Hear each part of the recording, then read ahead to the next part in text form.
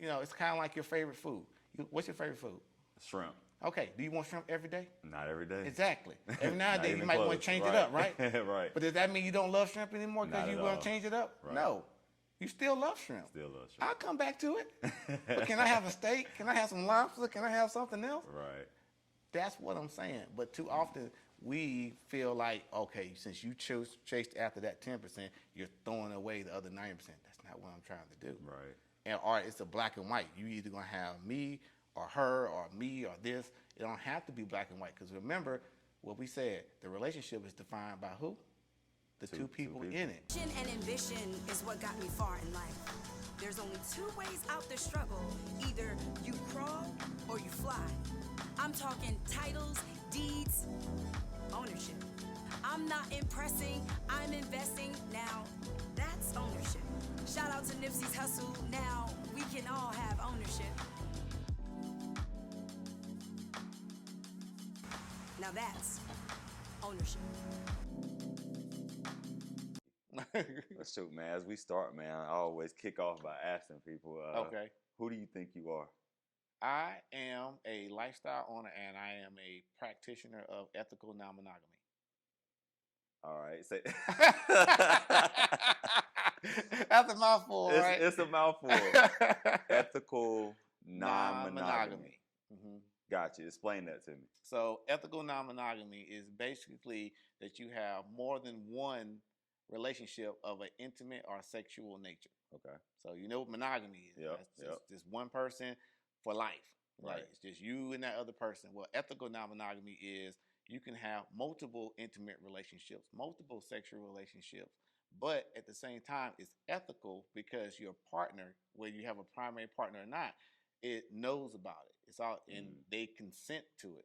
Right. So that's what makes it ethical, is that it's between two consenting adults and they pretty much define what the relationship looks like. Right. What the relationship looks like, and they go from there. So it's transparency, there's honesty, there's no that what makes it different from cheating.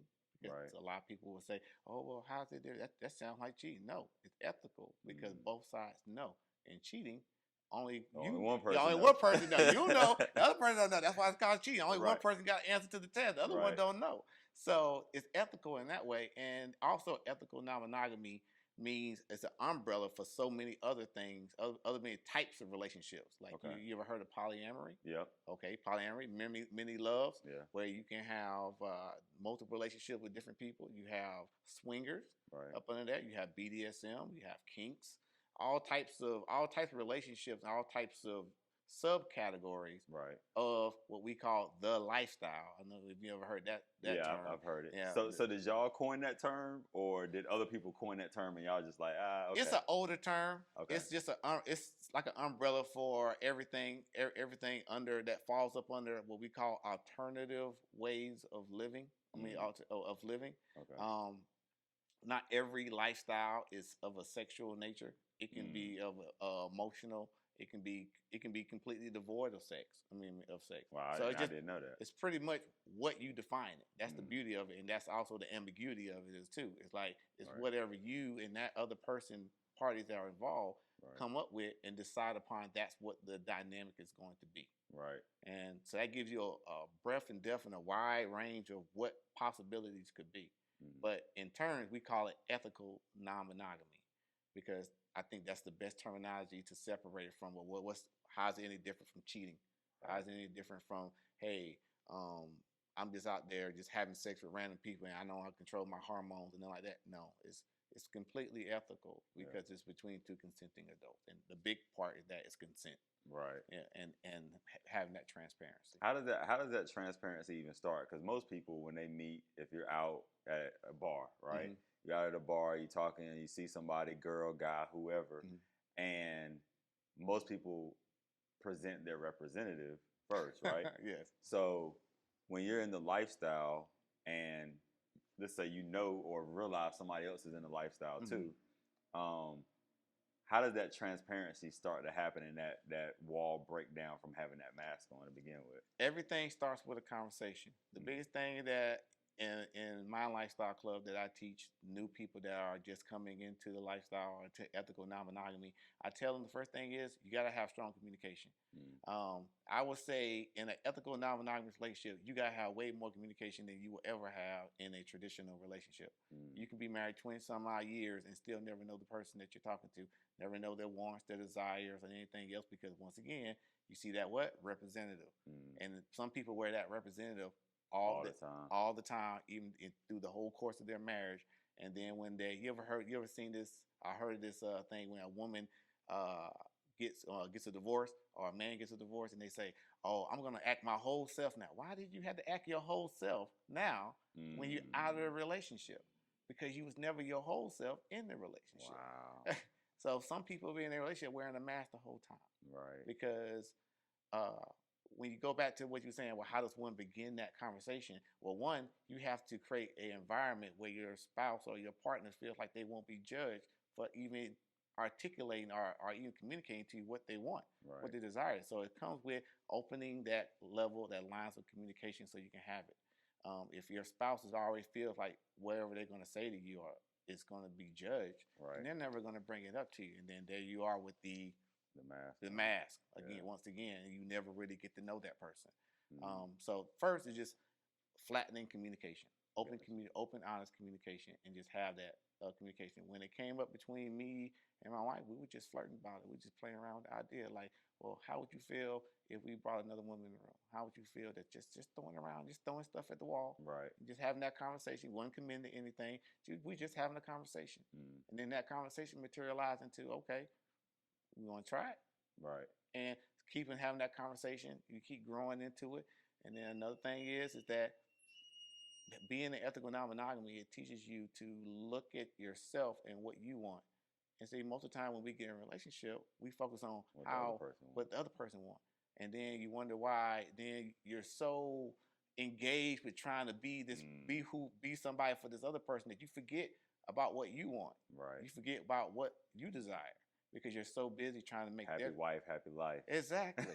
And then you wonder why people get a relationship and they don't know themselves, because they never took time to ever fully realize what makes them capable, their wants, their desires.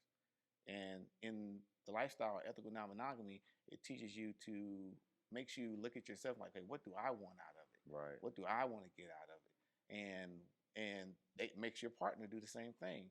And it's not about whether or not, oh, you're not happy at home. That's another trope about that you see about ethical non-monogamy. Oh, you must not love your spouse, or you must be something missing in your thing. It's not about missing anything.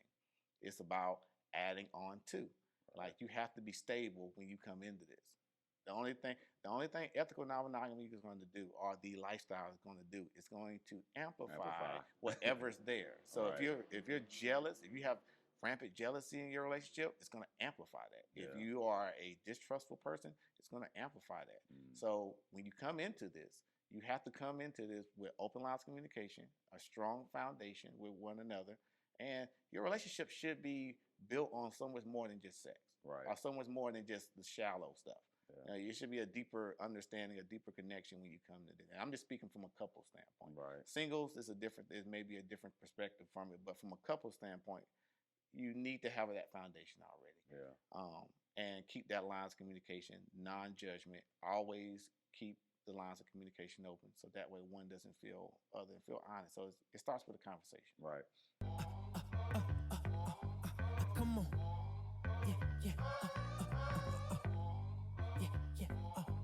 Come on. Ooh, I'm sorry, baby, I don't mean to be rude. I'm just a little different from all these dudes. Okay, they riding waves, me, I'm up on a cruise. You feel like me, then you got nothing to prove. I see him trying to do what I do. Even McDowell couldn't move like a move. You think how it look, I'm up on the moon. Got fresh to death and it came out of the tomb. That's cause I got a different type of gratitude. Don't be sour, got my power from the Beatitudes. And we did it the long way, check out the latitude. I'm unapologetically fly, don't wonder why, that's just my attitude. That's right, that's just my attitude. Ooh, I don't blame you, if I was you, I'd probably be getting mad at too.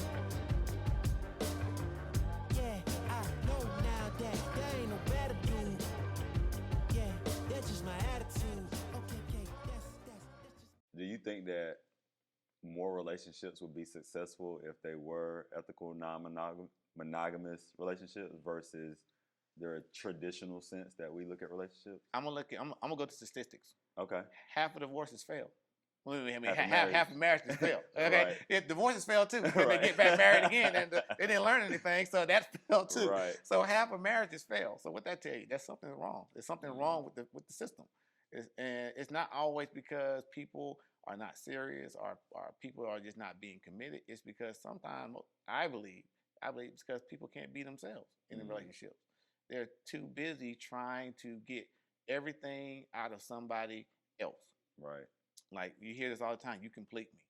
Yeah. You should come into a relationship complete already. Complete. Whatever that person's bringing in is just enhancing what's there already there. Right. You know, nobody can really fundamentally fix you.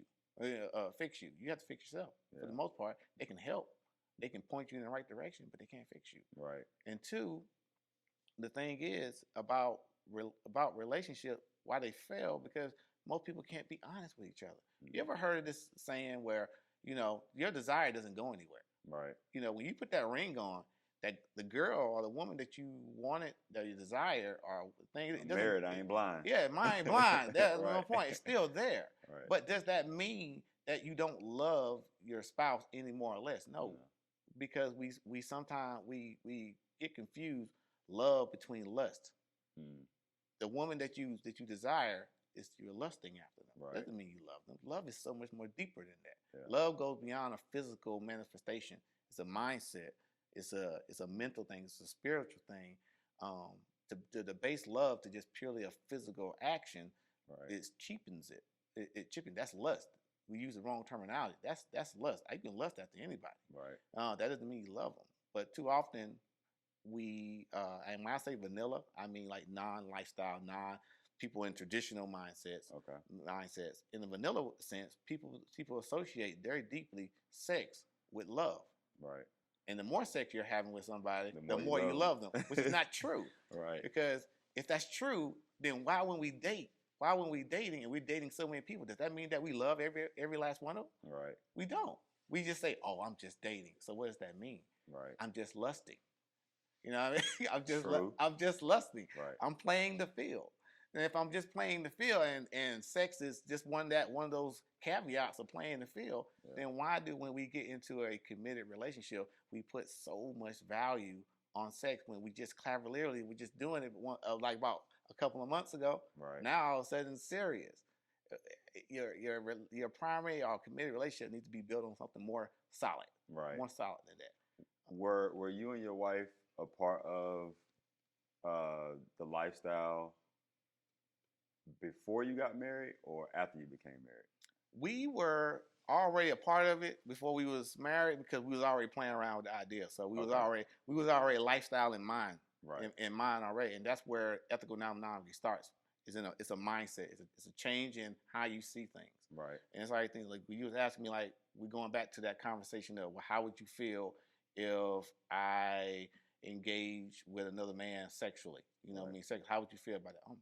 How would I feel? Right. I might feel turned on. I might feel jealous. I don't know. Let me keep thinking. Let me mail that around in my head. Right. Introspection. Yeah. And and so I'm like, I don't know what. I'm curious to see what it is. So that's just getting that mindset, breaking that mold of traditional, because you have to detach love from sex. Right. Sex can be a manifestation or a manifestation of love, but it's not the end all be all. Right. So many other ways to show love, so many other ways to show commitment, other than just say you show commitment by not putting your genitalia in somebody else's private parts. Right. And that's what we call love. You are a good spouse because you don't do that. You can be terrible everywhere else, but you are a good spouse because you don't cheat. Because you don't cheat, because you don't do that. Very simple. That's in my opinion, it's a very low bar for what commitment is. Right. Commitment should be so much more. When we say our vows, because I'm still traditional in that sense. When I say my vows, I'm with you through thick and thin, for better or for worse. That means wherever we decide as two people decide to go, I'm going to be with you. Right. Through battle. So really, it's not up to society to decide, in my opinion, to decide how our union looks. Right. We define that. However it looks. But too often we we try to put every relationship into this cookie cutter thing. There's something that that they call the relationship escalator. Okay. You know what that is? I haven't heard of it before, but so the relationship escalator. We all do it. We all have it, where we feel like every relationship has to progress to something. Like you start with flirting, and ultimately in the relationship escalator, you're supposed to go all the way up to marriage. And when you get to marriage, you're with that person for the rest of your life until you die. Right. That's it. That's the end of the story. White picket fence, stable family, American kids, dream. American dream. That's right. It. So from flirting, girlfriend, and you're not the girlfriend no more, you're the fiance, and it's supposed to progress. And anytime it stops, you're asking yourself, what is this? What is this? Where are we going? Girl, he ain't serious with you. Why are you still his girlfriend? They putting you on a timetable because in your mind, you're supposed to be what? Progressing up that escalator because you ain't got to the final stop, which is marriage, monogamy. I'm yours till we die. You're the one and only penis that I'm ever gonna get, right? And the only one vagina I'm ever gonna get for the rest of life. Success. Success. That's success. That's the mark. Right. But in ethical non-monogamy, it totally takes you off that escalator. You know, I can be married. I can also engage with somebody else in defining relationship. Say, oh, that's my boyfriend. That's my girlfriend. Right. That's my friends with benefits. Right. That's on whatever. That title doesn't have to go any further. That's as far as we go up that escalator with that person. Right. So every relationship you define differently. And it's between you and that person. As long as you and that other person is okay with that relationship dynamic, it's ethical. Right. As long as your primary partner knows and you're acting in due bounds of what's being discussed, you're ethical. Right. There's nothing wrong or right. There's no wrong or right about it. It's about what we understand. Oh, they doing what grown folks do. That's between two grown folks. Well, why do we put so much judgment and so much emphasis on if the two grown people that are engaged in it are okay with it? What's it to you? Right. It's not affecting you. If it's not affecting you, then it's not. Then it's purely. Then it has nothing to do with you. Right. But like I said, we have societal norms where we have this relationship escalator where we feel like certain things have to fit in certain boxes, and when they don't fit in that certain box, it's considered what? Taboo. Right. It's considered not natural. It's considered unhealthy. But what's healthy? See, we use the relationship. Perspective. We use the relationship escalator to also dictate what's healthy. Right. You know, oh, you're the girlfriend, but she has a wife. How can you comfortable being the side chick? You know, negative connotations. Right. And connotations get put to that. I'm not a side chick. I'm his friend. Right. Just so happily we engage in sexual intercourse every now and then. But I'm his friend. Right. Everybody that I meet or meet on a sexual level don't mean that that's my side chick. That could be my friends with benefits. And just so happily when we get together, we can go to the movies or we can go to the hotel room. Yeah. We can talk.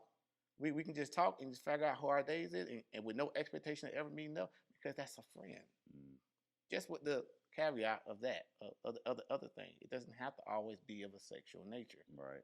And that's what's beautiful about ethical non-monogamy. It don't have to always be sexual. It doesn't always have to be. It can be non-sexual. It can be purely platonic. But you get to define it. You have that freedom to define it any way you want to. And as long as you're doing it in an ethical, truthful way, and you have the consent of your partner and the people involved, then you are in due bounds. Right. So what made you want to go up that escalator to a certain degree and actually get married? Okay, so this is going to be controversial. Marriage does have its benefits because the law gives you certain privileges of being married. Right. When you die and you got a spouse, your spouse gets what? Your inheritance and everything else. So there are some privileges. A lot of things I like to bust people bubbles is kings and queens were not marrying because they loved each other. They was marrying because of resources, power, legitimacy.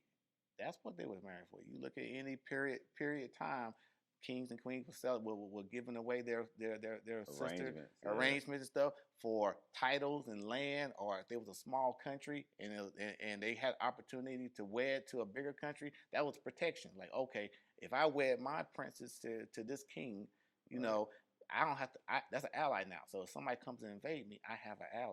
Right. That was power. That's for alliance. It was a strategic reasoning behind it. Now, if they fell in love at the end, right, then that was a byproduct. Like, right. yeah, I actually like this Cool. person. Yeah, cool. But that was not the initial premise. Right. Disney and all these movies of Cinderella put that in our mind to think that's what it is. And then we also put in the mind of the one. Right. I gotta find the one. Soulmate. What soulmate? What is the one? Because we have this principle where we say it takes a village to raise a child. Right. But we abandon this logic when we become adults. And we find and we abandon that. I don't need a village. I just need to find the one. So I'm gonna find you. Right. You are my one. Now, life is a spectrum. On this side, you have predictability, dependability, faithfulness, commitment, and all this other stuff. On this other side of the spectrum, you got risque, adventure, wild, spontaneous, and everything else. And you want one person to occupy both sides. Both sides. And you wonder why, and then not only both sides, but you want them to occupy at the times that you want them to occupy. I want you to be dependable when I want you to be dependable. I want you to be my best friend when I want you to be a best friend. But then I want you to be that stranger and that spontaneous person at the same time. Wild person. Think about it. You want this person to be so many things. That person literally has to be schizophrenic to occupy both sides. And then we get angry or we get disappointed when that person fails to do that. Because that person cannot do it. Because everybody has their limits. There are some things that are just not organic to you. And then you try to do it, and then it comes out inorganic. You're not enjoying it because it's not. They're not enjoying it because you don't enjoy it. They're not enjoying it because you're enjoying it because they can see that you're not enjoying it, and it's not something for unique to you. Right. But imagine you wasn't trying to get 100% of what you want out of one person. Yeah, one person. Imagine if you got 80% from this person, you got the other 20% from this person. You're not going to throw away the 80% to keep the 20%. It'd be nice to keep you and that person, and now I got 100%. Right. And guess what that means? That frees you up from having to be anything that you're not. Right. You can continue being your authentic self, and I'm going to enjoy your 80% because I love your 80%. Right. 80%. But I want this 20% too. You know, it's kind of like your favorite food. What's your favorite food? Shrimp. Okay. Do you want shrimp every day? Not every day. Exactly. Every now and then you might want to change it up, right? Right. But does that mean you don't love shrimp anymore because you want to change it up? Right. No. You still love shrimp. Still love shrimp. I'll come back to it. But can I have a steak? Can I have some lobster? Can I have something else? Right. That's what I'm saying. But too often we feel like, okay, since you chased after that 10%, you're throwing away the other 90%. That's not what I'm trying to do. Right. And or it's a black and white. You either gonna have me or her or me or this. It don't have to be black and white. Because remember what we said, the relationship is defined by who? The two people in it. Right. Why are you letting society and everything else on the outside dictate what's between you and two? Right. It's between you and it. And if you guys are comfortable with it, then then it's okay. So where do y'all stand on religion? Like, are you a religious person? Are you a Christian? Are you Buddhist? Like, I grew up Baptist. Okay. And some people will say what we do is not in keeping with the religion or whatever not. But my thing is, if you really want to go back to religion, you shouldn't judge. Who are you to judge me? And who am I to judge you? Right. We all fall short somewhere. Yeah. So if we all fall short somewhere, shouldn't we give each other grace? And should we just try to treat each other? That's the golden rule, right? Treat each other as you want to be treated. Treat me with respect. I'll treat you with respect. Right. Respect what I do, and I respect what you do. I'm not telling you what to do in your household. I'm not telling you how to live your life. Right. But here you are feeling like you have more authority to tell me how to live my life. Right, because we read the same book. But we still read the same book. And that book teaches us grace, understanding, humility, love for our fellow man. You know what I mean? You know, we are all imperfect creatures. Right. So if that's the case, then, you know, let live and let live. Gotcha. You know, as long as you ain't hurting nobody or scheming on nobody, right. What's the harm? Do you know, and I'm staying on religion for a second, do you know pastors that are in the lifestyle? I know a lot of people that are in that are in situations like that, and they are, and some of them are conflicted. Some of it is a hard thing, but at the end of the day, the one thing I always teach people: be your authentic self. Right. Don't live this whole life being what everybody else wants you to be. Right. And that's what we do for the most part, especially in terms of relationship. we think we're supposed to be we think we're supposed to be happily ever after. We think we're supposed to be only with one person for the rest of our lives and everything else, this, that, and third. And when it don't work and we don't work, we think we're a failure. Are we? Are we really a failure? No, we're not. Because, like I said, go back to that village mindset. Yeah. You know, I get certain things from certain people. Some of the people that I engage with, I get true friendship from. Yeah. You know, some of the people that I get with, I identify with them more than in my own flesh and blood. Your family is whatever you make it. Right. Whatever you make it. And, you know, meeting different people has rounded me, has made me a better lover, made me a better friend, made me a better husband. Right. And you wonder, like, well, how does that make you a better husband? Because I'm exposed to so many different personalities, so many different energies, so many different persons. I have a lot more perspective than somebody that's only getting one perspective.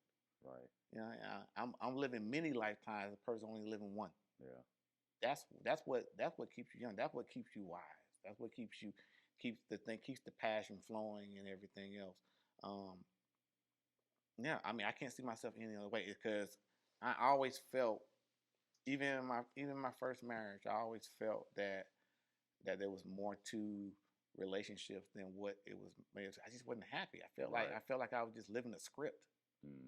But then when I came off that script of that relationship escalator we talk about, and I got to define the relationships that I want to define and engage in the relationship that I want to engage with, and have somebody that's supportive with me of my growth, right? And I'm supportive of her. So it's really it felt liberating, and you don't have the need to cheat.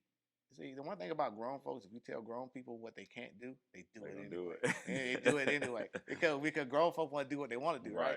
The moment I tell you, don't go out that door. Now you feel like you're in prison. Now I want to see what's out there. Yeah, now you want to see what's out there. Now you want to. Now this room feels more like a prison because somebody told you that you can't go through that door. But what if I say, you know what?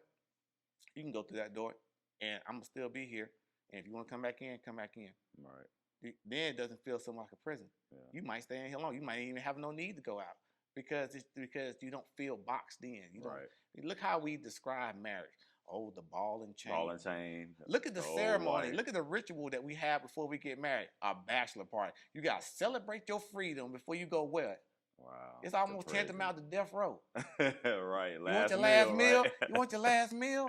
Does that sound exciting? Does that sound exciting at all? Like, oh man, you better get it in. Get some strippers and stuff like that. Because this will be the last time you ever. That doesn't sound exciting at all. At all. So we need to redefine. I know I'm kind of getting off topic, but it is the same thing. We just need to redefine what relationships look like, and that's all ethical non-monogamy is teaching you, or teaching you is to look at relationships from a different angle, from a different way. Right. It doesn't have to be cookie cutter because the cookie cutter is what's killing us. The cookie cutter may not work for you. Right. What I'm doing may not work for you. Everybody's not meant to be non-monogamous, be ethically non-monogamous. Some people are quite comfortable being monogamous. Right. But you wouldn't know unless you exposed to a variety of things so you can figure out what you like, what you don't like, what fits you, what don't fit you. But if you just go with the regular prescribed, take 2 aspirins and you got cancer, then is that really going to fix you? No. Yeah. You got to find the right prescription for you and your relationship dynamics. I'm curious, when you and your wife decided to actually get married, going into the marriage, is divorce an option? Because I know some people that say, I'm getting married one time and that's it. Now, obviously, we know that isn't what happens because 50% of people wind up divorced. But a lot of people go in, at least on the surface level, with that mindset, this is it, we're here forever. Is for you and for your wife, is divorce an option, and was it going in? I'm going to say this. There is nothing assured but change. Nothing is ever forever. But the only thing you can count on is change. Right. So that means, and 2, we need to get out of this mindset of that we own people. That we own people. There's no such thing as forever. That person is there for as long as they want to be there. Right. I call it willful possession. I am yours until I don't want to be yours. And there ain't no ring or law that's going to stop me from not being yours. Nobody goes to jail if I say, you know what, I'm over, I'm done. I walk out that door. No police officer, no APB is going to be put out on me. You know why? Because it's not enforceable. Right. There's no heaven or hell that you can put me in. So every day that you get up in the bed with me, and every day that you come home from work, that shows me that you're committed to me. That shows me that you're committed to the relationship because you make an honest day on a day-to-day basis. So basically, I live my relationship day by day. Right. And I enjoy my relationship day by day. I don't fixate myself on the future because the future is the future and it'll get here when it get here. That's a totally different mindset than what most of us walking around have, because most people don't live a relationship day by day in that particular way. They're living it, looking at where the days are going to lead to. And see, that gives you too much expectation. See, that's the one thing about the relationship escalator is that it paints this false expectation. I'm expecting something. See, if you're always expecting something, then it's easy to get you let down. But if you always just taking things for what they are and enjoying it for in the now, right, then it's very hard not to be let down. I mean, because only time I can let you down if you're expecting something, and it gives you this false assumption. But if you just say, you know what, I'm thankful for you that you're here today. I'm thankful that we're spending time today. I'm thankful for you coming home. I'm thankful, and you see it's the little things that you're thankful for. Right. The big things will take care of itself. It's the little things that will kill your relationship. It's not the big things. Right. It's the little things that will. So be thankful for that. Be thankful for every time they come in the door and they choose you. Right. And they choose you because they can always choose somebody else. Everybody has the option. You don't own anybody. Right. And anybody, they are yours till they don't want to be yours. Right. And there's nothing you can do to keep them there because sometimes the more you squeeze, and the more you try to control, the more they're wiggling out. The more they're wiggling out, and you just pushing them out anyway. And now you're ruining your relationship. You're damaging the relationship because you're trying to show you can't control. I had a friend that tell me like, let people be who they are, because then you get to see the real them. If you always have that stick and say, oh, if you don't stay out, that works well for a child. You know, you tell the child be home by 11 o'clock. Why? Because I told you so. Okay, right. And I'm the authority. And I'm the authority. If you don't, there's going to be consequences and repercussions. That works well for a child, but for an adult, imagine somebody telling you that, hey, you don't come back, you don't come in by 11. I'm gonna let you know, something gonna happen. What you gonna say? Do I want to do? I'm a grown man. What you talking about? Right. That don't work. But how about say, hey, I would like to have you home by 11 because I want to kind of spend some time with you. Totally different thing. Totally different thing. Don't that come off like, look, if you don't, whatever. But I would like to because now it's a request. Right. But if I don't have anything, to do with you, or I'm just gonna sit home and read a book or whatever, not, hey, I'll see you when you can see. Just be safe. Let me know when you're coming home. Right. See what I'm saying? Yeah. We preach about faith and trust, but do we really trust the people that we're with? We don't, because if you gotta surveil the person that you're with, that's not trust. Surveillance never breeds trust. Never breeds trust. If you have to constantly have a stick or some type of consequences to get that person to act right, that's not a healthy situation. Right. And two, do you really know if that person want to be there? And three, you're not with them every day, every hour. Yeah. How you know that wherever your control mechanisms you think is working is working? I remember I heard a comedian said this one time: a woman can go out and cheat, run the streets and everything, and come home, cook you dinner, kiss you on your face, and act like ain't nothing right. And you thinking like I'm controlling, I'm running the house. I got my girl on lock, or vice versa. I got my man on lock, or wherever. Not you are not with them 100% of the time. So what do you need to do? Have faith, and faith means being okay with not knowing. Okay, we say faith in religion, right? Right. Do you really know there's a heaven? Nope. No, but you have faith, right? Right. So you have faith in something that you don't even know. Right. Well, if you don't have faith in people, same concept. Hey, when you go out that door, I don't know what you're doing, but you know what? I have faith. Whatever you're doing is conducive either to our relationship. It's not going to hurt our relationship. It may help, whatever. Right. But I don't care, because the matter of that, I have faith in you and I trust you. So how did you get to the point where you had that type of faith, one, but also that type of mental strength? Because it takes, in my mind, right? Because I'm in the I'm vanilla. You know what I'm saying? I'm vanilla because that's what I've grown up into, and that's what I've been exposed to in that particular way. Never been married or anything like that, single, but at the same time, my mindset is vanilla. Yeah. And so as you're talking, I'm listening, I'm saying, okay, yeah, that makes sense. That makes sense, but I probably wouldn't be comfortable with that. I wouldn't be as mentally comfortable with letting go of those certain things, right? So where did you learn, or where did you gain that mental strength and faith to be able to be in those types of relationships? That's a good question. Thank you. Yeah, you were thinking. One, I had to recognize, like, I'm just like you. I grew up vanilla. Okay, I didn't grow up this way. You know, I only been in this for 10 years, so that means most of my life I've still been predominantly vanilla and grew up in a traditional way. So how did I get over that? Communication. It sounds cheap, but yeah, communication. When I say communication, people think good communication means, oh, you're only talking about the good stuff. No, good communication means that you're being vulnerable. And see, a lot of things as men, we're not taught to be more vulnerable. Right. And, our raising is like, oh, you hold that stuff in till you die, or if it messes with you. That's what's wrong with us now. And then women be asking, like, what's wrong with you? Because we holding stuff in. We have no place to vent or to bounce anything off of, because what we're talking about here is something that most men will look at you like, you let your woman do that? Y'all do that? Ooh. So now you're keeping all this inside. Yeah. I'm just telling you what from my standpoint. Right. So the only person you can talk to is your spouse. I feel jealous, or hey, I'm a little concerned about this. Or giving that person the space to air out their vulnerabilities, air out those insecurities and whatnot, and then having a conversation about, like, hey, I know you feel this way, but I assure you that I love you. I assure you that that's not what that is. I assure you that I'm coming home. I'm assure you. So it's constant reassuring, because you never really get over it. Right.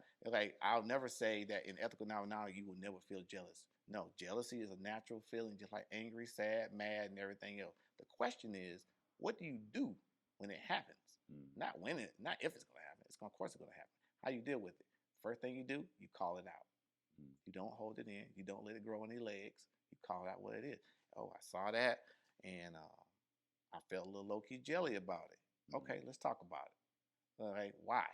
Why you, rather than saying, yo, what you did made me feel jelly, no, own that feeling and say, why did that feel? Why would just happen make me feel that way? Right. And when you look at inwardly, don't look at your spouse and say you did that maliciously, because that's what we like to do. Oh, you did that on purpose. You did that maliciously. Like you trying to do something. No. Why do you make me feel that way? And I had to look at myself, because I'm egotistical, and I think I'm supposed to be the best. I think I'm supposed to be the sun, the universe, right. The one that the world revolves around me. We had this whole thing, king, queen. I got the crown, so everything revolves around me. All things good flow through me. Right. And anything that's good that don't flow through me, there's a problem. So that's why we sometimes have an issue with seeing our spouses or our partners happy with other people, because it kind of bites. You got to have that compersion. I'm happy because you're happy. I want to see you happy. Sometimes you can't provide all the happiness for them, right, because it's not within you. Remember we talked about that spectrum? Yep. Since you can't occupy all that spectrum, are they just supposed to go without and just be okay with you? They can if they want to. Right. But what if they don't want to? What if they want to still get that spontaneity? They got all the dependability and everything. You got this on lock. Right. You are that rock for her or him. But what if they every now and then they want to go out here too? Does that mean they don't? You know what I'm saying? Right. You can't, but you get mad because you're like, well, I can do that too. And that's another pitfall I see other couples do it. It's like when they get into this and they see their partners interact and develop different relationships with other people, they feel like the primary spouse feels like they have to morph or turn into a chameleon and be whatever that other person just got exposed to. Right. That puts too much stress on you. That goes back to trying to be the spectrum again. Yeah, now you're trying to be the spectrum again. Now you get angry, you get frustrated, and then you start projecting excuses. Well, I wouldn't feel this way if you didn't do this. No, you feel that way because you're trying to be that other person. Right. I don't want you to be that other person. I want you to be you. I like you the way you are, but I like this person too. Right. And I like what he or she does or brings or whatever not. And it doesn't always have to be of a sexual nature. It could just be, I like talking to that person. Yeah. I like doing things. Oh, they may have an interest that you and your primary person don't have. You're like, I don't like watching Hallmark movies, but that person does. Right. You know what I mean? Right. That if anything, you'd be like, whew, I don't have to watch it. I ain't got to do that now. Thanks. Thank you for taking that over and stuff like that. You know, so that frees you, and then you know what that also do? That frees you to chase the things that chase your heart's desire. See, we too busy trying to micromanage somebody else's heart desire. No, stop. Let them be them. Focus on you. What's your heart's desire? Right. When I interview a couple for my group, the first thing I ask them is, why did you come to the lifestyle? I ask them individually. I don't ask them together. I say, why did you come to the lifestyle? Why did you come to the lifestyle? I want you both to have your own independent reasons of why you're doing it. So that way, if something goes bad, which it will, because you're learning, because you're always going to make mistakes. You don't get to blame the other person. Well, I didn't want to do it. I mean, I was only do it because I was trying to make you happy. Right. I ain't want to do this. Da, da, da. See, then that breeds resentment.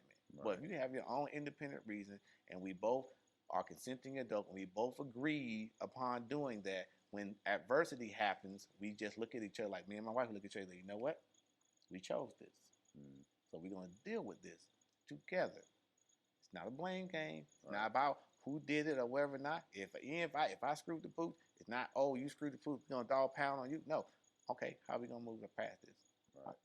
Through thick and thin, for better or for worse.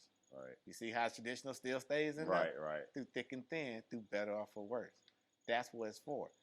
Whatever we consent to do or define what we're gonna do, I'm with you.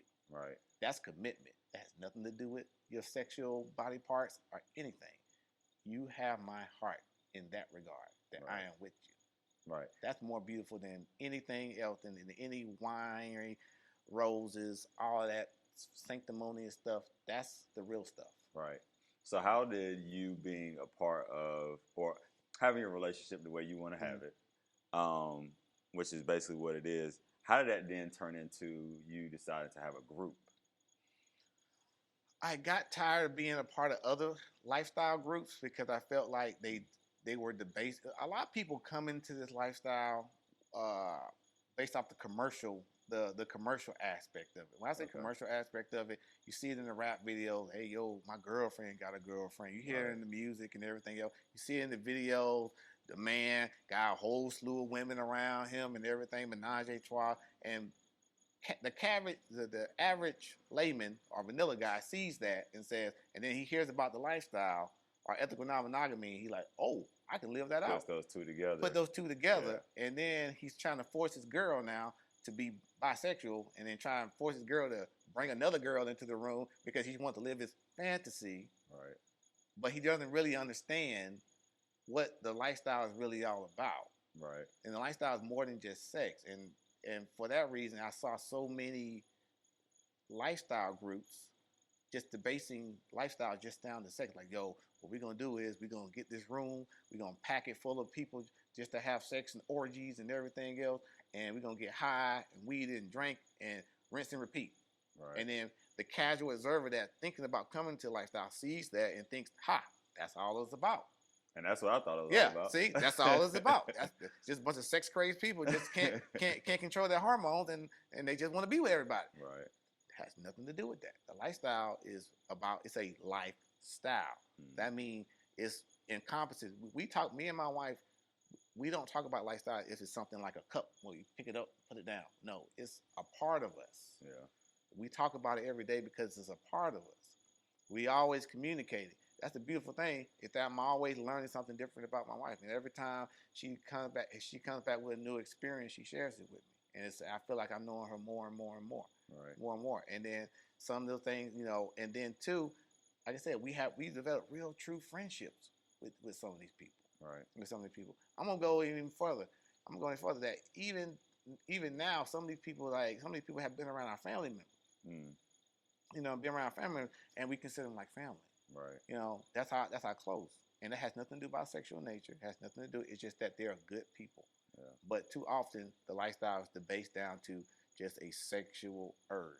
And when you debase it down to that point and cheapen it that way, then I can see why the negative connotations come. I can see why people they look at lifestyle people like, oh, you're not committed. Oh, no, it's not that way. If it was that way, then what is polyamory? If it was that way, polyamory means many loves. Right. It has nothing to do with sex. It's about me having a deep romantic relationship with more than one people. I believe, as a polyamorous person, I believe I have the capacity to love more than just one person. Right. See, in society, we taught that love is a scarce thing. Like it's not enough of it in the world. So like money. Yeah, like money. I gotta get some love. You know what I mean? Because it's not enough to go around. It's not true. Love is abundant. Love, you can love more than what people. Do you not love your mother? Correct. Do you not love your friends? Correct. Do you not love your kids? Correct. Do you not? So where's the shortage of love? It's only the shortage of love is the shortage of imagination. That's where that lies. The shortage of imagination of what possibilities could be. Right. And then we fight that urge that we know we can love somebody else. I had a friend that's in polyamory now, and it's him and his two partners, and they had a conversation. She was like, first it started off as like purely sexual with this other woman. There was already a primary couple, and then this guy kept engaging with the other woman, and they started to develop feelings and relationship. And his wife gave him space. He said, "You know what? I know you love her, right, and I'm okay with that. It's okay. I'm giving you permission to do that. I know it's been bothering you. I know that you feel like it's wrong, but I'm giving you that latitude." And now all three of them got close connections. All three of them function as one.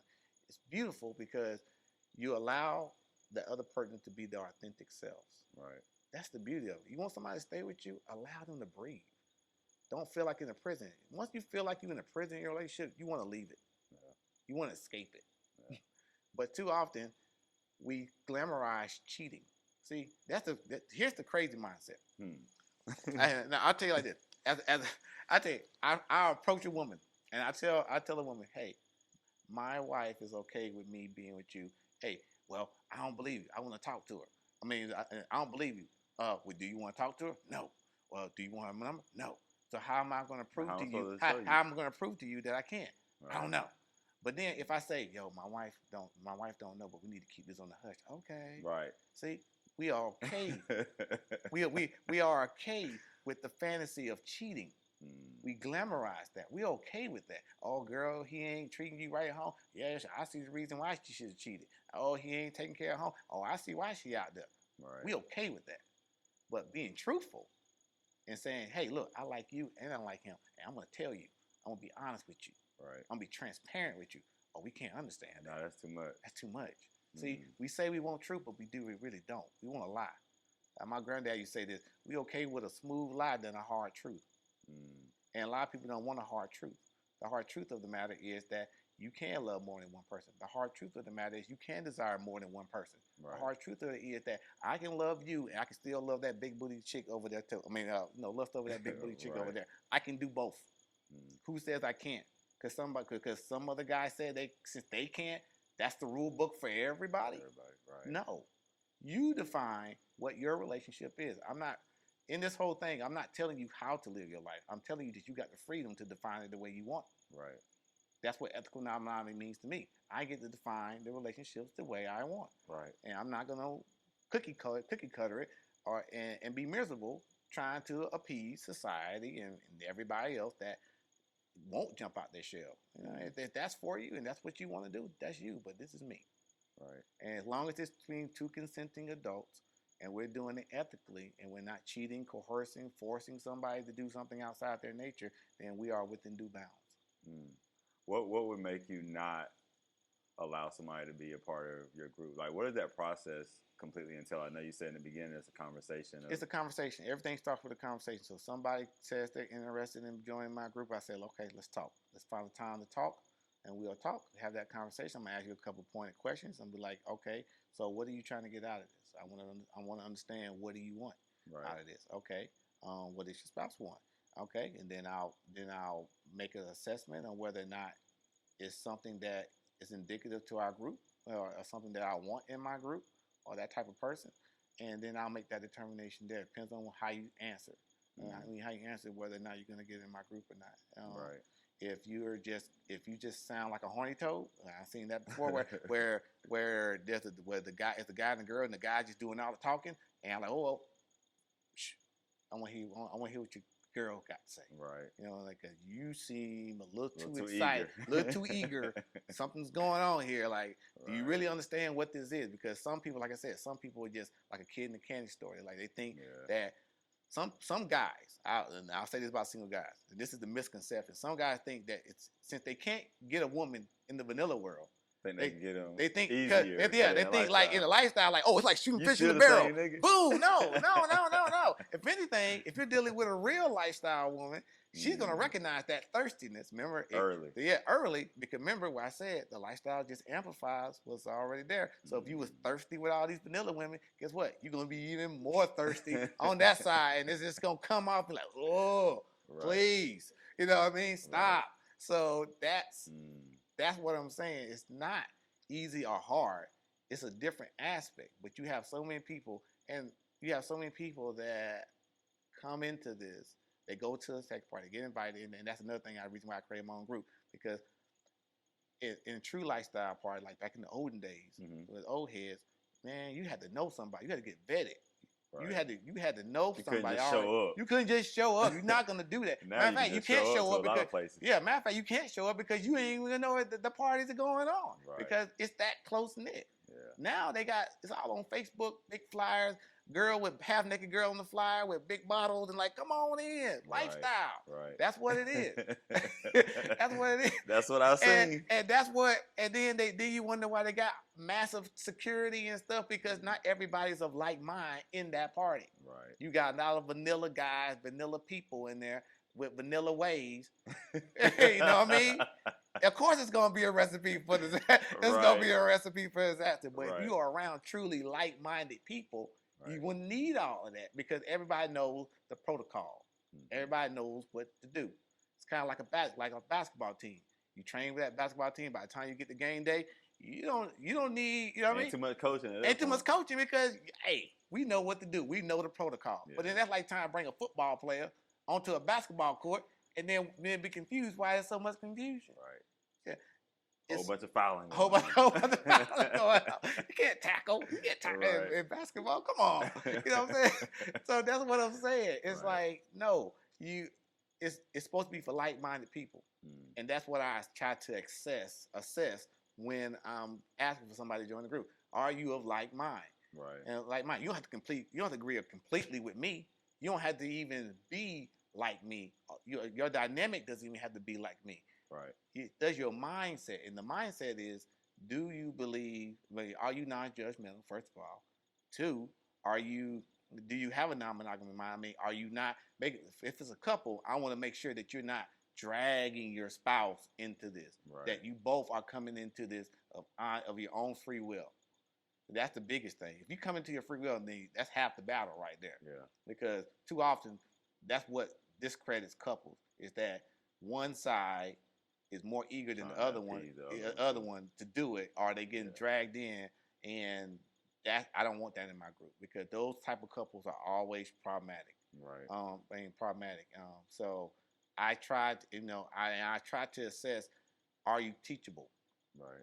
Are you willing to learn? Are you open enough to receive the information? Because in my group, we talk about a lot of different things. And in my group, we also have different perspectives on everything. Now, everybody thinks the way I think in my group. There are other people that have, because there's so many dynamics. I got people that are in the BDSM community in my group. I got people. What is BDSM? Bondage, domination, submission, masochist. So we got people into that. We got people that are polyamory. We got people that are swingers. Right. We have people that are just into certain kinks and everything. So you got all these different ideas and ways of seeing things and perspectives. So you need to have an open mind. Understand that even though that's what works for them, we're not prescribing it for you. Right. But just know that idea exists too, and it gets to exist too. Right. And your idea gets to exist, and we can all be together. That's the biggest thing. But too often in the vanilla world, we think it's only one way. Right. And any other way is unhealthy, unethical, not right, or anything else. Yeah, you got a question? Go ahead. Okay. Yeah, I see. Go ahead. So is ethical non-monogamy an umbrella term for different ways of like being non-monogamous? Yes. Like how you just mentioned, like the BDSM and the polyamory and all those things. Yes, because if you look up the word lifestyle and try to Google it, man, you're gonna come up with so many things. Because alternative lifestyle can be, I don't live in the city, I live in a cave. That's an alternative lifestyle. Right. Okay. So the better word is ethical non-monogamy. Right. Because I was gonna initially ask, like, what was the difference between ethical non-monogamy polyamory. But then when you just said that, I guess I'm on the right track. Yes. Thinking that these are just subcategories. Expressed in different ways. Yeah, these are expressions of non-monogamy. They're just Gotcha. expressions. So there's many ways of doing it, and that's the beauty of it, is that there's no real wrong or right answer or way of doing it. The only thing that I believe is universal in any of these things is it done with consent, is it done with integrity, and you're not coercing or manipulating or forcing anybody to do anything they don't want to do. Gotcha. That's the beauty of it, and it's so open and so wide. A lot of people can't even grasp because they're so used to defining things in such black and white and binary terms that it doesn't make sense to them. So, and that lies in the mindset. Right. Yeah. I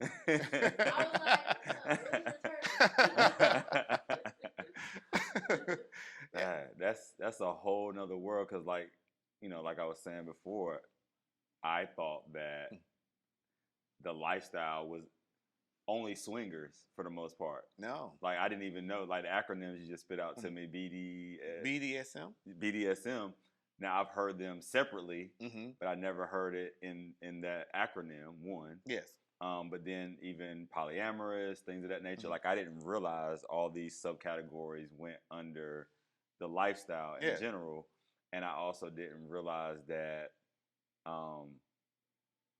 I ain't gonna say I didn't realize this part, but I always wondered about marriages and whether or not people that were in the lifestyle got in after they got married or before they got married or things of that nature. So there was just a whole lot of things that I didn't know and misconceptions. It's a little bit of everything. Right, now, That's what I'm finding out. Now I will say this. And I do say this a lot. I say this a lot, that if you think the lifestyle is Match.com, it's not. It's not. I will, and that's to my singles, because singles are a part of the ethical non-monogamy too. We always think, when we say ethical non-monogamy, we think about only couples, which is predominantly because the lifestyle was born out of couples. Swinging, especially swinging, was born out of couples. Because in swinging, the terms that you hear is soft swap, full swap. Swapping, it just means that, all right, I'm gonna take your, you swap. I'm gonna take your wife, and you're gonna take my wife, or you're gonna take my partner. We're swapping partners. So what's the soft and the? So full swap is basically you're doing everything, penetration, all of that. Okay. That's full swap. You full Monty. Gotcha. Soft swap is, okay, I got your partner. We can kiss. We can massage each other. We can do everything else except penetrate.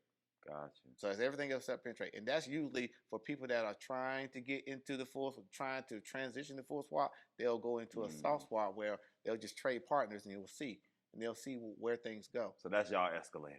That's the escalator, a progression for a swinger. Right. Remember, I told you there are some things in there are other dynamics that are not even non-sexual, especially when you get into the BDSM. Some of them things are not even of a sexual nature. It's more of something else. Right. More of a relationship, more of a bonding or something like that, of that sense, more of a connection base. Okay. So that's why I say, like, man, it just runs the gambit. It really just runs the gambit. So when I ask somebody that, are you in ethical non-monogamy, or somebody in a more colloquial term, are you in the lifestyle? The next question needs to be, what part? Because it's a big spectrum. Right. Well, it's kind of like saying, okay, I'm from the United States. Yeah. Okay, what state? What state? Right. What state? Because then that's going to define how I view you and how to engage you. Right. To engage you. So you're just kind of honing. You're not like trying to put people in a box, but it definitely gives you a familiarity of where they may be in their mindset. So why where's the education on this? Because this is the first time that I've ever sat with somebody that educated me on things that I didn't know about with the lifestyle and different segments of it. And I've never seen it publicly, ever. Well, you can Google it. Like I said, you can pick your phone Google right now. Yeah, but Google's great. I mean, come on now. What you want? Wait. Google's everything right now. And like, because that's what I did. There's a lot of misinformation there. There's a lot of misinformation. Because I could go Google it, and if I Google the wrong thing. Now, if you Google ethical non-monogamy, I would have never Googled that. I know, but if you Google it, if you Google lifestyle, man, it's tons of stuff. Right, and that's what I'm saying. If you Google swinger, you may come up with a better search. But if you do ethical non-monogamy, it'll give you the book sense of it, what it is. You can type in, YouTube has tons of them. I'm sure. Has tons of videos now of people that talk about ethical non-monogamy, talk about polyamory, BDSM, all of that stuff. And when I first started, that's what I did. I just went to the internet and I just started reading and reading and reading and reading. And their books, like there's a book that I recommend to all my new members. It's the book called not Ethical, it's called The Ethical Slut. So the book, yes. Yeah, the ethical slut.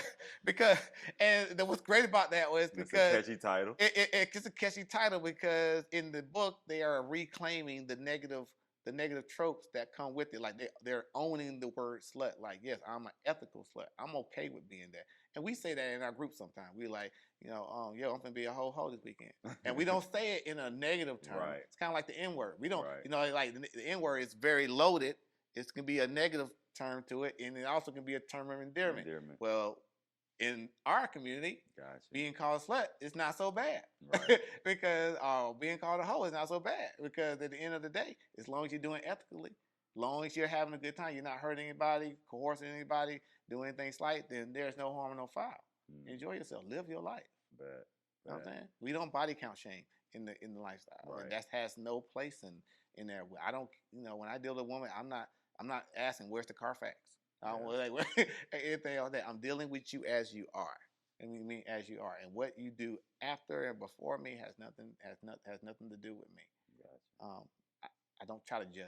Yeah. I don't. But we all, we're human beings. We judge. Human, yeah, we're human. We judge, but we try not to. Yeah, but there's an open mindset there of consciously not judging. Trying to judge. Yeah. And like I said, I've been in this for 10 years, and I'm still learning every day. Still learning, still working on myself. This is not what you're seeing. Like some people see our relationship, especially people in our group that's new to lifestyle. They see me and my wife and like, oh, I want to be like you. No, be whatever you want to define, because what we do may not work for you. And then two, you didn't see the progression of what it took to get there. Yeah. Like looking at an iceberg. You see it peeking out the water, but you didn't know what it took to get out of that water. Yeah. I mean, there was a lot of discussions, a lot of arguments, a lot of misunderstanding, a lot of misunderstanding to clarity, and a lot of conversation. It's just constant conversation, constant understanding. Even to this day, there's still constant conversation, constant understanding. It's like it's not a spectator sport. It requires you to stay engaged. Right. Too often when people get in monogamous relationship, they just hit the easy button. I ain't gotta do nothing. I got you now. I'm married. Relationship escalator is over. I'm getting complacent. I ain't gonna do none of the stuff I used to do to try to get you. Or any of that, because I don't need to know who you are. I got you now. You got that ring on. Right. You can't go nowhere. And then we be day by day. Yeah, but then we live in dismay when that person does leave, because we had this false sense of security. When you should be grateful for the little things in your relationship. Be appreciative. We lose appreciation. You'd be surprised how many couples or how many single females are just a married spouse feels like they're not appreciated, or feel like their spouse has just gotten complacent, right? Taking them for granted because they think they're at the top, right? And if you want something more than what I'm giving you, then you're wrong. You're supposed to stay the same.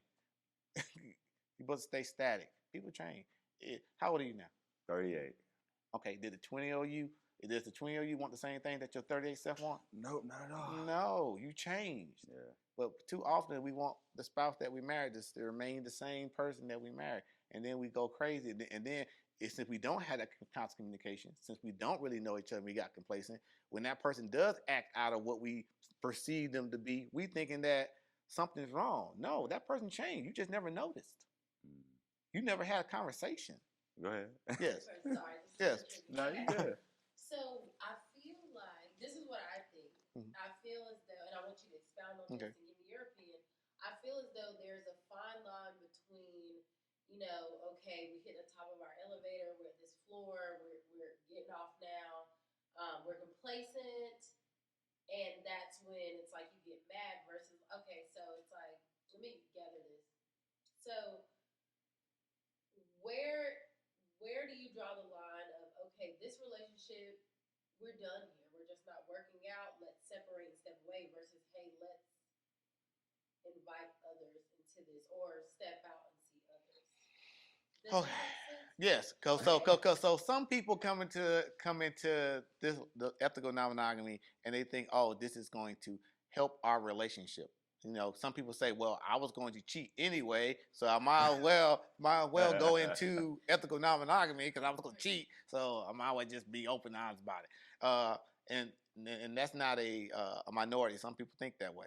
That's how they came into ethical non-monogamy. Sometimes it works, sometimes it doesn't. It doesn't work so well because sometimes people cheat. People still cheat and they still in ethical non-monogamy. They may not tell the spouse.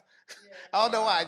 They just can't break the programming, the programming of cheating. But I will say this, and this may be controversial. Some relationships that fail are supposed to fail. You know, you ever heard of that thing? Some people come in your life for a season, and when you try to keep them for a reason, and when that reason goes, then it's time for them to go. Then when you keep them for too long, things get toxic. The relationship goes out of whack, and you wonder why you can't fix it. And like I said, a lifestyle is not going to fix you. It's just going to amplify what's already there. So if you're broken, it's going to amplify that brokenness more than anything else. So me personally, I don't think the lifestyle is a good remedy for brokenness. You got to fix that first before you come out here. Before you come out here and play with the big boys play. And two, sometimes you may be holding to the wrong person, or they may be holding on to you. Hey, holding on, you need to go. Yeah, because you may have outgrown that pot. It's time to grow. It's time to go somewhere else and grow some more. Grow some more, and that's okay. Like I said, it goes back to that. It takes a village to raise a family. It may take many lovers or many partners or many relationships for you to finally to progress to that self-actualization. Learn to love yourself. Learn how to be your full you. Because when you're your full you, then the other person can appreciate you. And you don't have to feel like you got to get something for him because you are all in your what? Full you. Right. You know, a half empty cup can't pour into anybody. You got to be full first. You got to be full first. Yeah. What's on the top and what can't be whole, now you can pour into everybody else. But if you half empty, you can't pour into me. Right. So learn to love yourself, learn to discover yourself, and that's a lifelong dream. And it's good to find somebody that gives you the space to self-actualize. Right. That's the beauty of finding a partner that can do that. To have that vulnerability. To say, I'm okay with you growing into whatever you may be at. You know, and if that leads to us not being together anymore, I cherish the time that we did have. A lot of people look at it as, oh, I wasted so much time. I wasted so much energy on this person. See, you're going into this martyr mode. Right. You're going into that sacrifice. Don't look at it as a sacrifice. Look at it as a take things, getting kind of Buddhist Zen now talking right now. Just take things for what they are. Yeah. For what they are. And as long as you feel like you're not being used or anything like that, you're getting something out of it, then it wasn't a wasted. It really wasn't wasted then, was it? So that's what I'm saying. I think we get this whole beholden God complex, jealous God complex. I shall have no other lover before me type of mindset. We're not God. We're people. We're human beings. Right. We need to treat each other as such. Cool. That segues me right into my last question. Okay. This has been eye-opening. Okay. I'll put it like that. In the beginning, I asked you, who do you think you are? Okay. Now I'm going to ask you, who do you think you will be? Okay. I will be like future, like what my goal is or what kind of person I will be. However you perceive that question, such is your answer. I think I will be a better husband. I think I will be a better husband, a better friend, a better entrepreneur. I think that in a time. If I don't get in the way of my own self. Right. That's the biggest enemy. The biggest trip that follows yourself. You ain't got to worry about other people. It's you. How do you stay out of your own way? Being open-minded and being humble, and recognizing that you don't know everything, and that you are flawed. And in your flawedness, that's where your beauty lies, because you can be honest with yourself. You're comfortable in your own skin. Yeah. Well, I appreciate you coming on, bro. I appreciate you. Listen, we're going to get a little bit of this content out to some people and educate them so they ain't got to Google everything. Because I promise you, if I went on Google and started punching this and stuff, I would have been miseducated and lost. I'm sure. But definitely things to think about. And a lot of what you were saying in general, even when you detach it from your relationship style, is common sense and how we should react to anybody, whether in a relationship or not. And so, like, I'm even, I'm thinking about the relationships that I've been in. I'm thinking about my friendships and family ships and whatever. And I'm like, dang, like I do some of that stuff that he's saying that I shouldn't be doing, that I know I shouldn't be doing. You know what I'm saying? So like even putting it in the context of taking it out of it being a relationship as far as an intimate relationship in that particular way or physical, it's like, yo, like these are values that you literally can teach kids because that's how we're supposed to grow up anyway, with that open mind and understanding that people are who they are and we have to accept them for who they are instead of trying to, you know, ball and chain, don't go out the door, da da da da. You know, I will, and I'll say this last thing. Look at the LBGT community. That in a traditional mindset, that is non-traditional. Right. But we are teaching, and we are a nation of now where we're teaching like, okay, all these can exist. All these can exist. They are all different. They may not be what you do, but it has room. There's room for it. Right. And at the ethical economic, we're just saying there's room for all of it. Not saying you gotta completely agree with it. We're not saying that you gotta prescribe it to yourself. Just understand, have the grace to say, okay, that's them. This is me. Right. If I want to be monogamous, you can be monogamous. If you want to be non-monogamous, you can be non-monogamous. It's your world. Right. Define it the way you want to find it. We're done. That's good, man. That's good. I think when I know I took something from it, and so hopefully when it comes out and people see it, and I'm pretty sure there's gonna be some conversations, which is always good because, like you said, everything starts with a conversation, and so then you're able to explore things that either you thought of or felt or hadn't thought of and hadn't felt before. So it definitely does. I appreciate you coming on. I appreciate it. Oh, no doubt, brother. No doubt.